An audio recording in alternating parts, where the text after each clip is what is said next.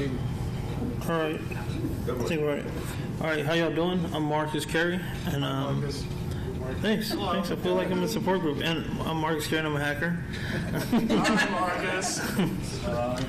So anyway, I'm gonna cover the talk. The talk is called Fail in Depth. What I'm going to be doing is I'm going to go through defense in depth, and I'm going to look at it from a logical manner as far as I see it. And there's probably going to be stuff wrong in here, so don't totally hate me if it is. Bruce Potter, y'all probably know Bruce, the founder of ShmooCon. He has this epic rant where he says, "Don't believe anything I say." And so don't believe anything I say. Just, take for what it's worth. And hopefully you can apply some of it to your situation. I like doing defensive talks. I do hack a lot, but I like talking about defense. So this is a pretty cool thing that Banksy posted on the the Banksy team. There are 2 rules for success: never reveal everything you know. So I totally don't obey that. I pretty much tell everybody everything I know. I had a class last night. A couple of people in here went to my class last night. I'm like really an enthusiast on just telling people everything I know. That's how I roll.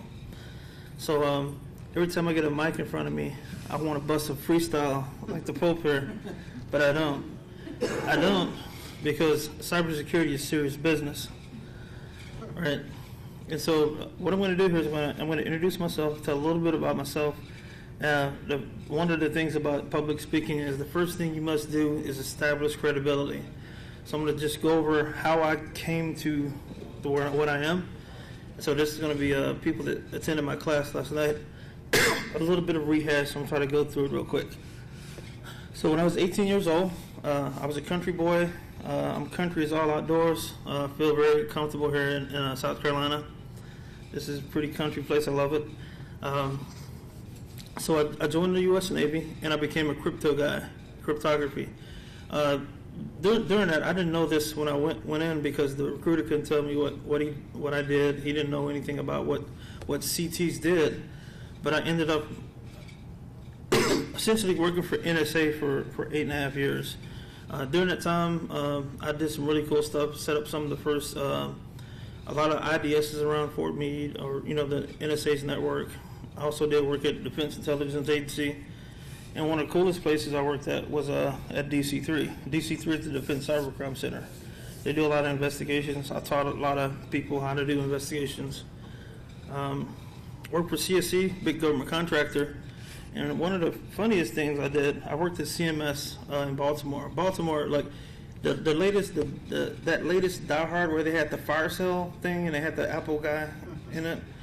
That was actually that data center. I protected that data center too. I was one of the top security dudes there. After all this defensive work, I went to Rapid 7. I did a little bit of I did some community related stuff there. I also wrote some Metasploit stuff that's pretty cool. And if you follow me on Twitter, if you know me on Twitter, I'm always making fun of a lot of people because I think people take stuff too serious. So this is what most people approach to security is. But since I'm a dumb old country boy, I like to tone everything down so I can actually consume it myself. And so this right here, this is an old school bicycle. Even though it's wooden, it's not too much different from any other bicycle. And so that's my approach to information security. And I know you've seen some other talks today. Security hasn't changed that much. The same things we saw 10 years ago, we're seeing today. And that's just the facts. So, if that bicycle could support me, I could probably ride it. And I could ride any bicycle. Just don't bring any of those little 2-wheel things that Chris is riding around here with, and I'll be good to go. I tried to step on the thing, almost killed myself. So the big thing is information wants to be free, just like water wants to pull and collect. I totally believe information wants to be free. And there's like some kind of, heck, it might even be biblical. It talks about whatever's done in dark will come to light. So whatever data you have on your network, whatever emails that you don't want nobody to find out about, that stuff's going to be public one day. And so something I was talking about last night in my course that I taught is I talk about this intrusion methodology. And dang, that kind of sucks for viewing it, but dang, that's terrible colors. All right, up here, this is reconnaissance. This is an attack. This is entrenchment.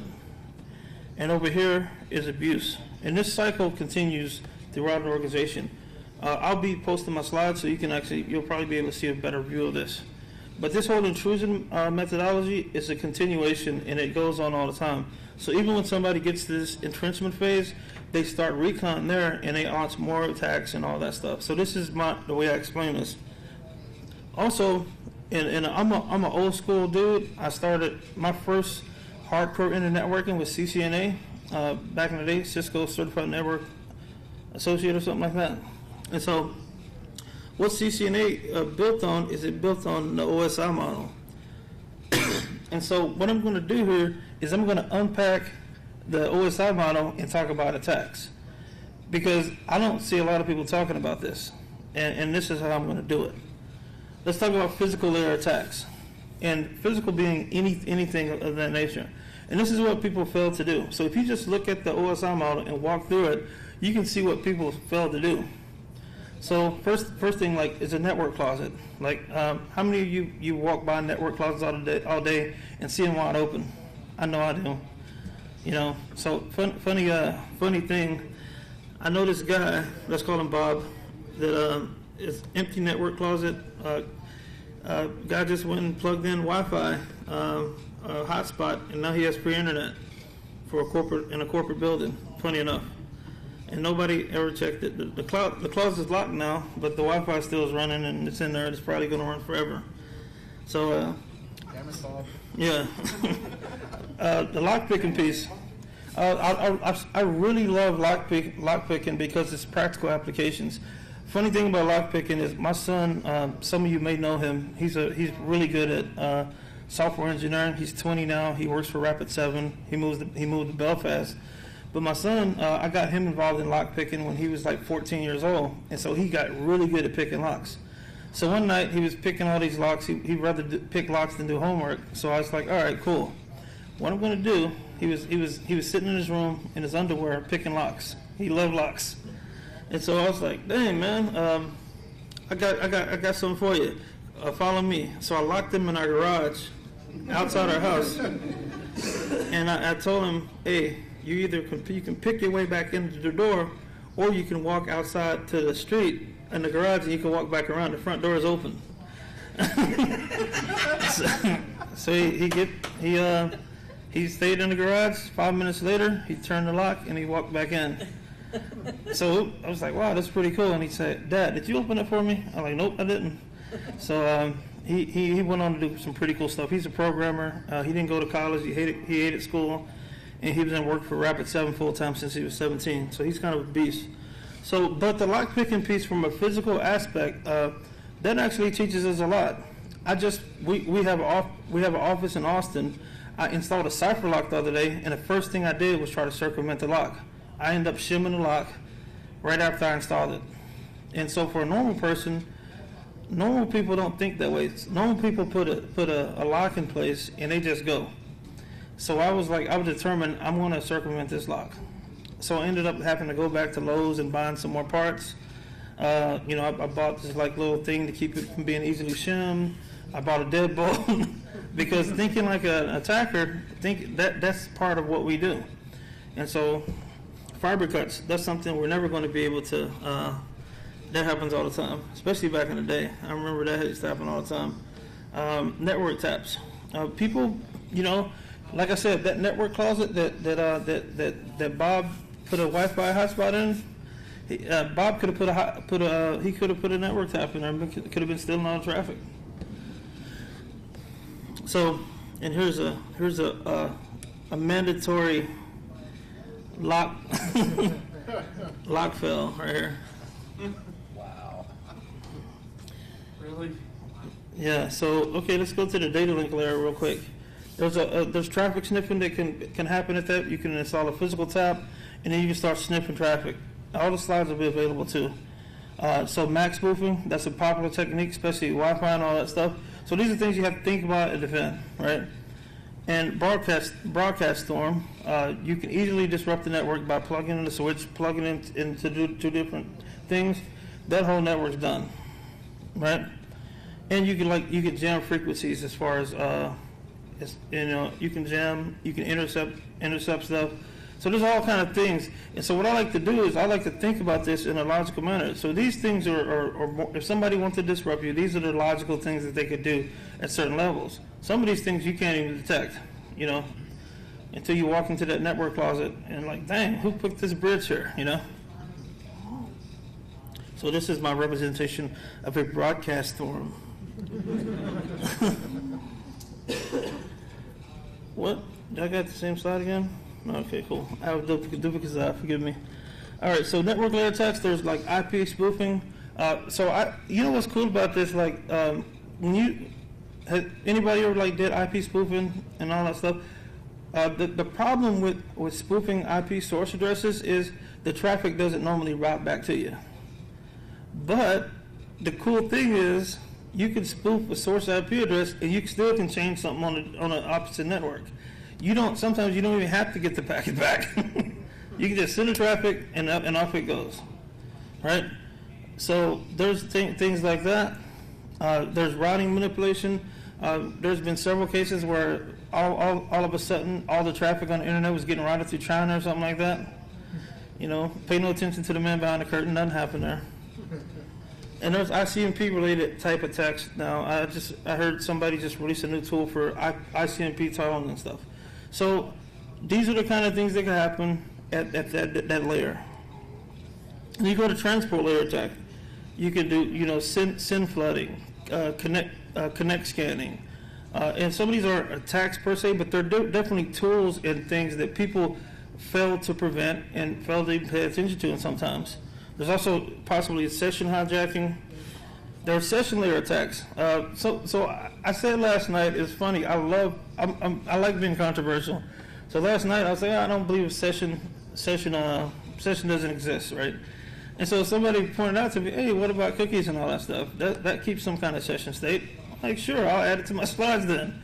And so and the guys who were in the class last night probably remember me talking about that.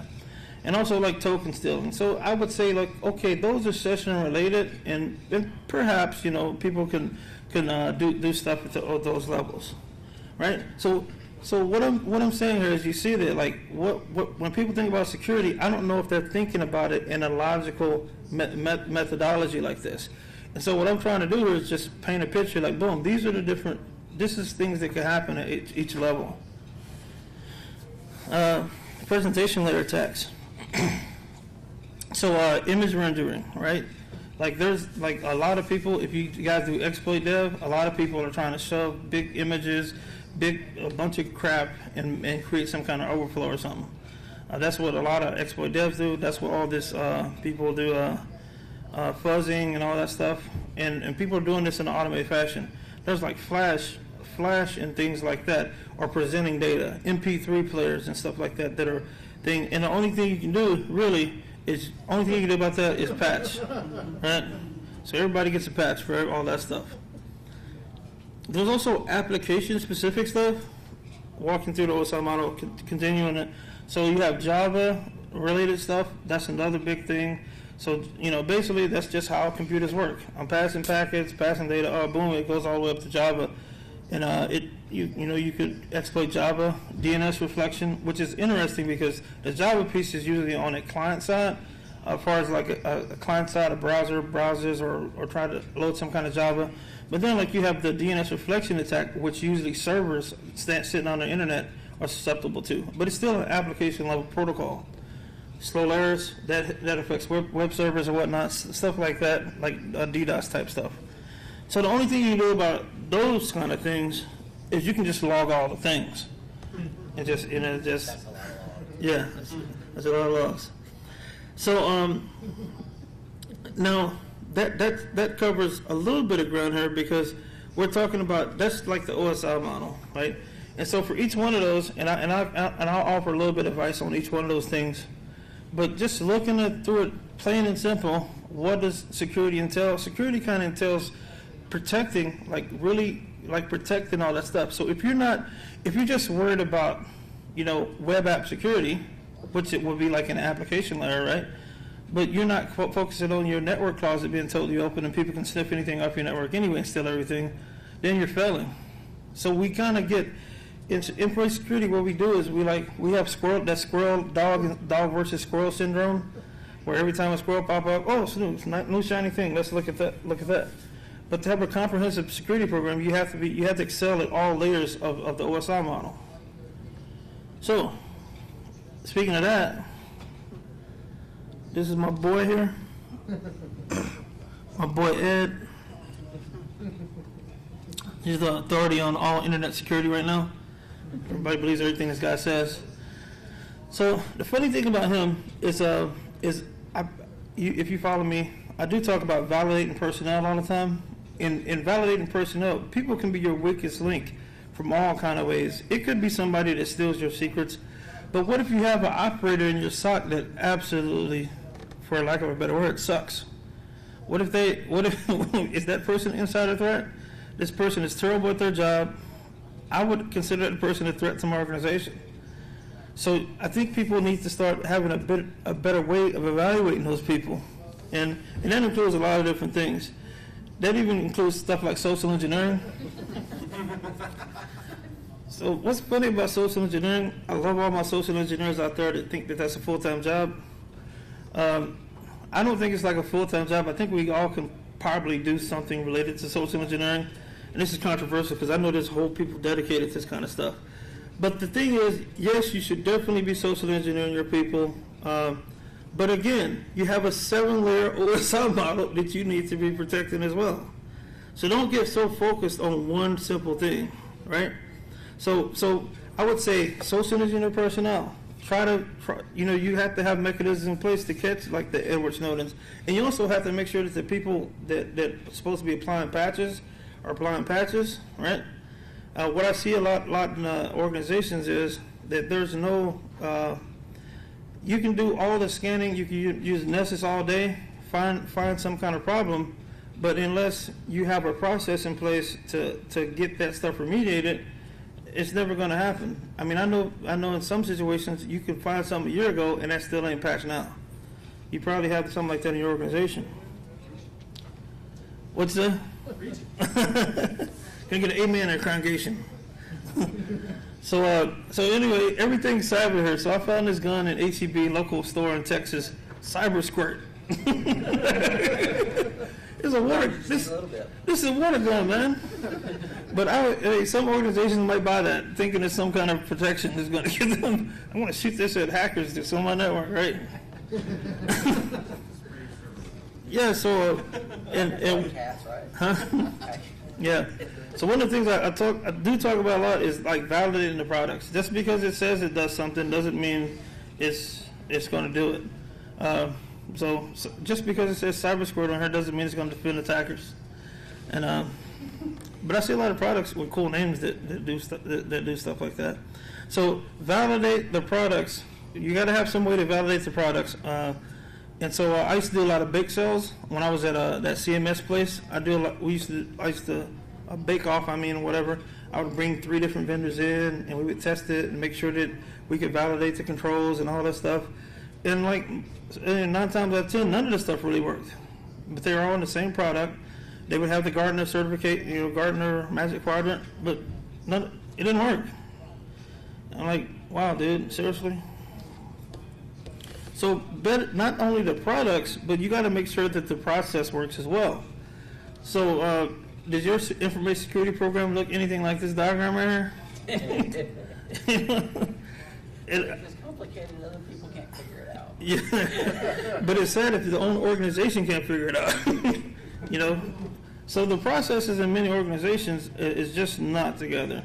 It's terrible. So I advocate people doing simulations, doing training, doing adversary simulations, doing penetration testing, but actually allowing the blue team to try to defend against it. And I believe that it has to happen on live networks. It can't happen in some kind of vacuum. You can't go to SANS and learn a lot of stuff at SANS and then come back and try to implement SANS stuff on your network because you don't have the same stuff, right? So you got to know your stuff. You got to know your process. And I say, you shouldn't be envious of somebody else's program. You might go see talks and stuff, and they talk about, oh, this is how we do it at so-and-so place. But I bet you if you went to so-and-so's place, it wouldn't be that smooth, and they're not really doing that. So 9 times out of 10, everybody's in the same boat you are. Everybody's hurting, and you have to do what fits you. That that you can't listen to what these other people say too much. You also have to know when. No, that's not me. It's Fat Joe. Look kind of like me though. He doesn't have an epic beard, so. But this slide, what this represents is people blowing money and losing money, and this is what they call it. The rappers call making it rain. They like shooting money out of the club. Some networks are making it rain though, with their data loss. So you got to be able to. If you see attackers on your network right now doing this, like shooting your credit cards, your money, whatever off the network, you need to understand what's popping with that. So I mean that's DLP. That's all kind of different things that you need to be monitoring traffic. I advocate full packet captures. You should be able to understand what exactly is going on, because you don't want somebody in Russia or Latvia or India. They making it rain dollars off your network right now. Also, you got to be aware of lateral movement. Anybody see this play? Yeah. The Miami. It was like they did 8 laterals in the last 4 seconds of the game. Unfortunately, this guy's knees down on this lateral right here, and the referee's totally messed up the play. The referee made like 3 or 4 errors on this one play at the end of the game, right? But the thing is, like, if you're the referee on your network, are you seeing people doing lateral movement over your network? They throwing laterals. They like high fiving each other. It looks like you ever seen if you ever been to CCDC, the hackers is high fiving each other and stuff. There's somebody in China and Russia right now doing that on your network. They're like, oh, cool. Here's a shell. Here. It's hilarious. I mean, I feel so bad when I go to CCDC. But like, dang, would you notice if somebody's like totally owning your network like that? I don't know. So also, you need to be good at doing egress filtering, right? For some reason, most places I go, they're not doing egress filtering. And you're not on camera, but so you can be totally truthful and honest with me. How many of you guys implement egress filtering on your network? Where you at? So we got. I'm gonna say. So we got about less than 10% of the room, or around 10% of the room that actively does egress filtering. So of course, if you don't know what egress filtering is blocking outbound communications, right? So I recommend that you do that on almost like they say when I was at Fort Meade, on a need-to-know basis, like a need-to-have access basis. So primarily the only ports that should be going out on your network is 80.443 from a client, right? And so they shouldn't even be sending email without hitting a server inside or anything. So I would say like 80 and 443 are the only ports normally that should be like getting out to the internet. For internal communications, there's all kind of other ports, but like I've had friends that went in to do pen testing and incident response, but pen testers will go into a network and they get a shell, but they're like, oh, somebody's already here though, but they beat me here, and they're still in their own FTP. Why do you have FTP open out to the internet on your network? So your network firewall policy outgoing shouldn't look like Swiss cheese. That's why we have Swiss cheese up there. There's also several tunneling methods on getting data out of your network surreptitiously or whatever you call it. So, I went to the George W. Bush School of Pronouncing stuff, so forgive me. So with this, there's DNS tunneling pretty popular. And like so the guys told me last night, there's some kind of ICMP tunneling tool supposedly just got released, I believe. I'm like, there's people that are, you can send stuff out HTTPS, and that's kind of like a form of tunneling because, hey, you can't see it if it's encrypted, right? So what I recommend people do is just like Burp, I recommend breaking SSL, and I know this is blasphemy in the privacy community. I think you should break all SSL internally, and you should have an air gap before you send it back out. How many people are doing it on their network? Huh? You have an appliance to do it? Yeah. It's kind of rare though. I mean, not a lot of people. Huh? I work for a security company. Oh, he works for a security company. Who do you work for? Utility. So we have like 2 people in the room that are doing that right now. So what that means that in many organizations, people are stealing data like crazy, and you might not be able to detect it at all. So, having said that, your treasure could be leaving your network in one of these different protocols that you can't read. There's some email protocols that aren't easy to decipher. And you can correct me if I'm wrong here. When I was working in the government arena, Microsoft, their email protocol was you couldn't decrypt. You couldn't. It was like proprietary. Just some of the pure Microsoft communications from your workstation to the mail server was unreadable. Y'all familiar with that protocol I'm talking about? So is it still that way? Yeah, so you can't even read Microsoft email from I mean, when I was there. So what in attackers, what are they doing? They're going to be exfiltrating data using your email client. They're going to be exfiltrating data using your web browser that's encrypted. So you need to come up with some kind of way to know what's going on. Is that DLP? I mean, I really don't know. I mean, there's tons of solutions that does this, but like I said, on your network, can you tell if somebody's stealing data from your network? And a lot of times the answer to that is a resounding no, nobody can see it. And it's happening every day. You don't want the FBI and Mandiant be the first people to come to your doorstep. The FBI is coming with whatever, and Mandiant is coming with a check that you need to sign.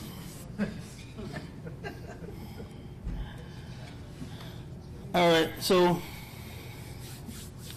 command and control beaconing. This is another thing where it will require an active network monitoring and all that stuff. And so this is going to have to require you maybe having to be creative, but whatever you need to do is you need to determine what's good and what's bad traffic in your network. The same thing with anybody participate in hunt teams or anything like that. Anybody do that kind of work? Yeah, so the most important thing about a hunt team type situation, I believe, is having some kind of gold bill, right? A gold bill meaning you know every process that's happening on that computer in a normal situation, right? So by knowing that, you can block out like probably 80% of your whole machine. And so then you just focus on what's abnormal, right? And you can also know what processes are generating what, like web calls and stuff like that. Should these processes be doing this? Should these processes be doing that? You need to know that stuff, right? And that all is like, this is the traffic good, this is the traffic piece, but also on the system, all the processes are legit. And one thing I definitely advocate, how many people have internal pen test teams? Internal pen test teams? We're getting probably like a 15 to 20% response on that one. So you guys, y'all actively doing these kind of things, trying to do these things to see if y'all can detect it? All right, keep it 100 with me, keep it real. How many people can you say are seeing the traffic on a normal basis based on what your activity? And we got a resounding, okay, cool. Okay, we got one elite commando, two elite commandos in the house. But yeah, so it's kind of like people aren't saying it. We're failing at this, and people have active people testing the systems out. I got a question. Like, anybody want to tell me why is it not working? Can you give me some feedback? Any volunteers? Why are people failing at this? It's not a priority, honestly. So first comment is it's not a priority. Money? So money, what does money have to do with it? Costs a lot of money to have people scanning.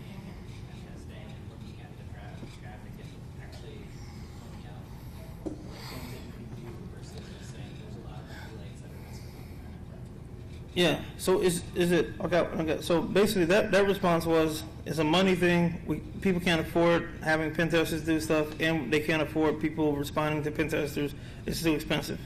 I'd say lack of understanding and also complacency, where people don't think it's going to happen to them, Yeah. So lack of understanding, complacency.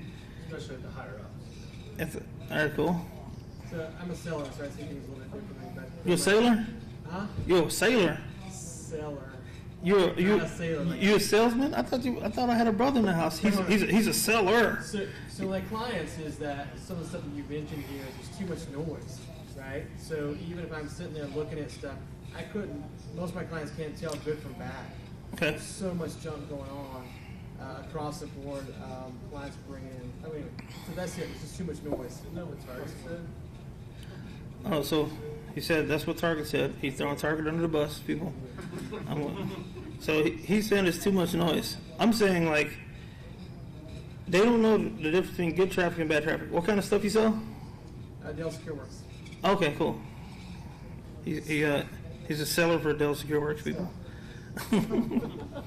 So, and also like anything that a pen tester can do, I would recommend your own staff be able to do those exact same things.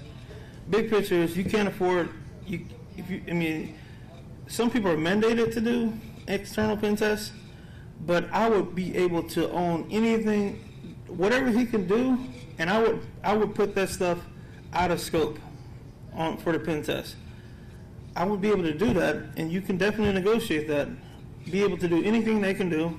That means I don't want you to give me nurses handout. I don't want you to do this. We know about this issue. We know. That's how you should manage your pen test. Somebody gonna come in there, run a bunch of automated stuff. Like, all right, cool. Give me my money. So some way you have to identify your blind spots on the network. And so this is the classical car blind spot. Like you can't see out of each windows.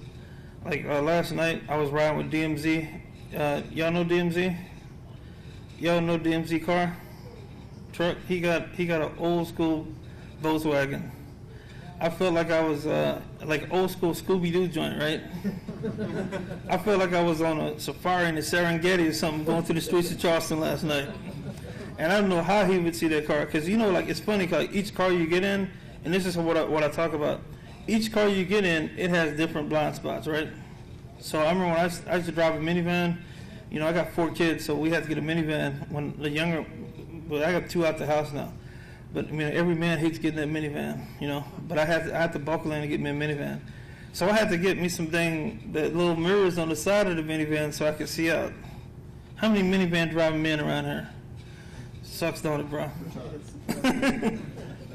So just like every car you get, like every network is different, right? Again, like just because you did something at your last place don't mean it's going to work there. So you got to understand what those blind spots are, what's important. First of all, like what's important, where's my treasure at, and how am I going to configure my network, and how am I going to put my controls in place to see those blind spots. Because at the end of the day, only you can prevent forest fires and security breaches. So that I went pretty quick there, but I'm open for questions, and I would like to keep the dialogue going for a little bit. Any questions? Go ahead. Something I work on the defense side as far as defending the network, and one of the things that I hear a lot is, we gotta fix everything, and the hacker only has to find one thing, to get in. The problem is they end up finding multiple, right? But could you, give your opinion on that from the hacker side, I guess? Oh yeah. Side. Yeah. He's finding more than just one, or you only have to knock over one to then find more.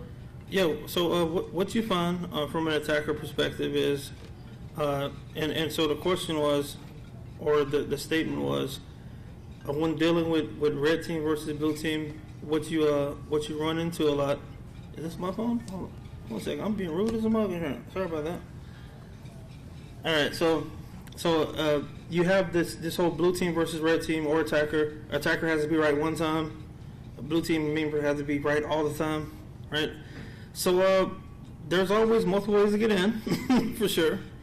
Attackers are human, and they want to find the easiest way to get in, right?